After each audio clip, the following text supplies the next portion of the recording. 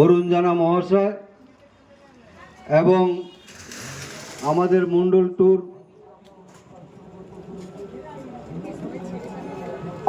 মণ্ডল tour যুব মোর্চার সভাপতি আমাদের শিবশঙ্কর দাস, মহিলা মোর্চার সভানেত্রী আমাদের অন্তরা পাত্র এবং অন্যান্য নেতৃবৃন্দ,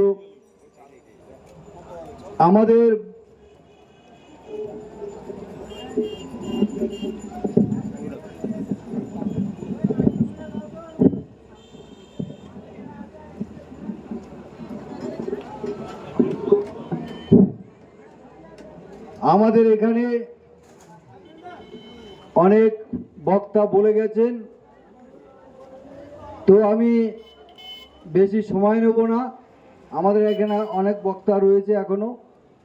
আপনারা জানেন যে আমাদের মথুরাপুরে যে লোকসভা নির্বাচন, এই নির্বাচনে আমাদের দেশের প্রধানমন্ত্রীর নির্বাচন, এবং আপনাদের ভাবা উচিত যে আমাদের আগামী দিনে যে ভোট, আমাদের লোকসভা নির্বাচন হতে চলেছে, সেই লোকসভা নির্বাচনে আমাদের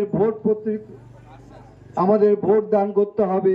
তাই বন্ধুগণ সবাই সব রকম কথা বলল, আমি বিশেষ কিছু বলবো না।